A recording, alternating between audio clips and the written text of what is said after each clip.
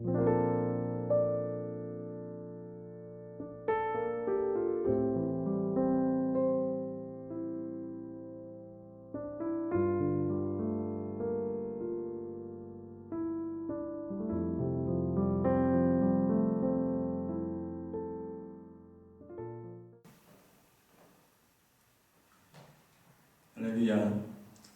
3월 29일 월요일 아침 예배입니다. 기도하시겠습니다.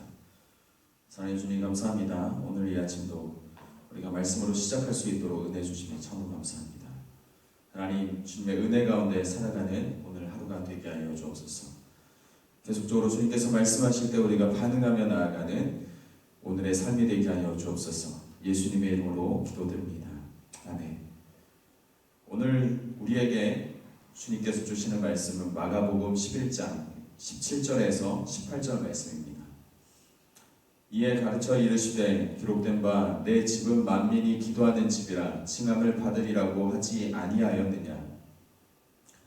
너희는 강도의 소굴을 만들었도다 하시매 대제사장들과 서기관들이 듣고 예수를 어떻게 죽일까 하고 꾀하니 이는 무리가 다 그의 교훈을 놀랍게 여김으로 그를 두려워하밀러라. 아멘. 많은 사람들의 환호를 받으면서 예루살렘으로 들어오시는 예수님은 그 다음날 먼저 예루살렘 성전에 가십니다. 우리가 상식적으로 성전이라 함은 다른 어떤 곳보다도 더 진지하게, 더 거룩하게 예배를 드려야 하는 곳으로 우리가 생각하지요. 하지만 예수님은 성전에 가셨을 때 예수님 눈앞에 펼쳐져 있는 그 성전의 모습을 보고 실망감을 감추지 못합니다. 왜냐하면 예배하는 그 소리보다 그 성전에서 그 장사하는 소리가 더 컸기 때문이죠. 현실적으로 갈릴리나 또 외국에 있는 유대인들이 유월절을 지키려고 예루살렘 성전으로 올 때 제물을 가지고 온단 말이죠. 가축들이나 여러 곡식들이나 이런 것들을 가지고 오는데 가까우면 제일 좋겠죠. 왜냐하면 제물에 흠집이 나지 않기 때문이죠. 그런데 거리가 멀다 보니까 오면서 상하기도 하고 또 흠집이 나기도 하고 이런 결과로 인해서 유월절 예물을 직접 가지고 오는 것이 어렵기 때문에 그 예물을 사기 위해 시장이 이 예루살렘 성전 근처에 있었던 것입니다. 그런데 그것 때문에 예수님이 화가 나신 것이 아니라 그 성전 앞에서 제물을 예배에 드리기 위해 쓰여질 제물을 사고 파는 그런 과정과 그런 결과들을 정직하지 않았고 그 안에 정결함이 없었기 때문에 예수님께서 그 성전을 향해서 분노하시고 화를 내시고 또 마음이 아프셨다라는 것이죠. 성전의 지도자들이 장사꾼들에게 거액의 자릿세를 받았었고 또 장사꾼들은 그 손해를 보전하기 위해서 그 저울 때를 불균형하게 맞추면서 비싼 값에 예물을 팔고 있었던 것입니다. 그 정도로 잘못된 길을 가는 성전이라면 심판을 받아도 무방하겠죠. 하지만 예수님은 성전을 심판하는 길을 선택하지 않습니다. 오히려 성전에 들어가셔서 장사판을 뒤엎고 장사꾼들을 꾸짖으시고 그리고 종교 지도자들을 향하여 교훈을 말하는 것을 서슴지 않습니다. 예수님이 분노 어린 목소리로 오늘 말씀 가운데 이렇게 외치십니다. 성전은 만민이 기도하는 집이다. 이러한 예수님의 분노를 보면서 어떤 사람들은 예수님이 사랑의 하나님이라고 이야기하는데 어떻게 그렇게 화를 낼 수 있느냐라고 이야기합니다만 그것은 잘못된 생각이죠. 왜냐하면 진정한 부모는 자식이 잘못되는 것을 보면서 그냥 방관하지 않습니다. 자식의 잘못된 점을 보고 분노하며 그 아이를 가르치죠. 분노하는 것에 우리가 주목할 것이 아니라 그 그 아이가 잘못된 길을 가고 있는 것을 교훈하는 것에 우리가 주목해야 할 것입니다. 그것은 그 자녀가 잘 되길 바라는 마음이고 진정으로 그를 사랑하기 때문입니다. 사랑하지 않는 자녀들을 향하여 사랑하는 자녀들을 향하여 어떤 부모가 잘못된 길을 가고 있는 자식들을 가르치지 않고 교훈하지 않고 그냥 좋은 게 좋은 거지 하면서 그냥 방관하고 지켜보고 있겠습니까? 예수님의 마음도 마찬가지죠. 이 사건으로 인해서 예수님은 본격적으로 많은 사람들에게 죽임을 당하는 그 길로 들어서게 됩니다.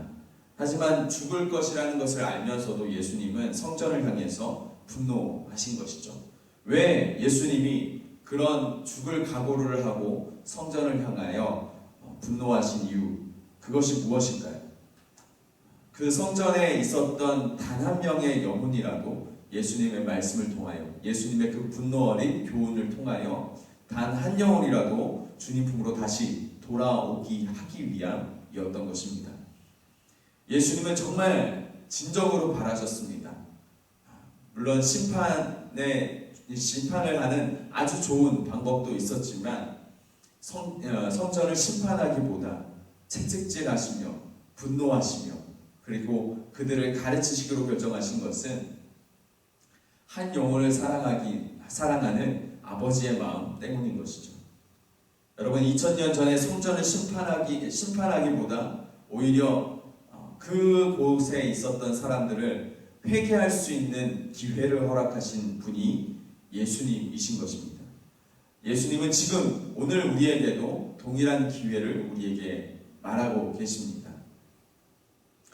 우리의 죄를 보면서 심판하실 수도 있지만 우리의 죄를 보시며 다시금 우리의 영혼 중에 단 한 영혼이라도 주님 품으로 다시금 돌아오기를 원하는 아버지의 마음이 있기에 주님은 오늘도 우리를 향하여 가르치시고 주님은 오늘도 우리를 향하여서 소리치시고 주님은 오늘도 우리를 향하여 말씀 가운데 우리 가운데 교훈하시는 분이신 것을 우리가 보게 됩니다. 이제 우리가 해야 할 차례입니다. 진짜 예수님의 그 가르침에 우리가 반응해야 할 때가 바로 오늘입니다. 오늘 여러분, 우리가 주님 안에 살면서 주님께서 말씀하시는 이 가르침 앞에 온전히 반응하시길 주님의 이름으로 축복합니다. 오늘 예수님의 이 외침, 회개하라 하시는 그 외침에 또 회개의 기회를 주시는 그 외침에 우리가 다시 한번 반응하면서 믿음의 길을 걸어가시길 주님의 이름으로 축복합니다. 기도하시겠습니다.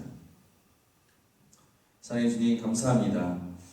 나 같은 사람을 위해서 또 한 번 참으시는 예수님의 사랑, 그 사랑이 넓고 깊고 우리가 가늠할 수 없어서 참 감사하고 몸둘 바 모르겠습니다. 주님, 우리를 사랑하여 주셔서 감사드리고 다시 한번 회개할 수 있도록 은혜 주심에 참으로 감사합니다. 주님, 주님의 그 인내로 인하여 오늘 우리가 살아가고 있음을 기억하게 하여 주시옵소서. 주님께서 우리를 향하여 다시 한번 참으심으로 인하여 우리가 진정한 회개의 기회를 얻고 있음을 말씀을 통해서 기억하게 하여 주옵소서. 계속적으로 주님의 은혜를 나누며 오늘 하루 회개의 삶을 살아가는 우리의 삶이 될 수 있도록 인도하여 주옵소서. 예수님의 이름으로 기도드립니다. 아멘. 하늘에 계신 우리 아버지여, 이름이 거룩히 여김을 받으시오며 나라의 마옵시며 뜻이 하늘에서 이루어진 것 같이 땅에서도 이루어지이다. 오늘날 우리에게 일용할 양식을 주옵시고 우리가 우리에게 죄 지은 자를 사하여 준 것 같이 우리의 죄를 사하여 주옵시고 우리를 시험에 들게 하지 마옵시고 다만 악에서 구하옵소서. 나라와 권세와 영광이 아버지께 영원히 있사옵나이다. 아멘. 이 시간 우리를 향하여 회개하라 라고 말씀하시는 예수님의 이 외침에 가까운 말씀을 우리가 마음 가운데 새기면서 오늘 이 시간 주님 앞에 회개의 기도를 올려주시면 좋겠습니다. 하나님, 나의 완악함을 용서하여 주옵소서. 나의 죄악을 용서하여 주옵소서. 주님의 뜻을 알지만 내 마음대로 했던, 내가 왕이 되었던 과거에 또 오늘의 나의 삶을 용서하여 주옵소서. 이 시간 우리 함께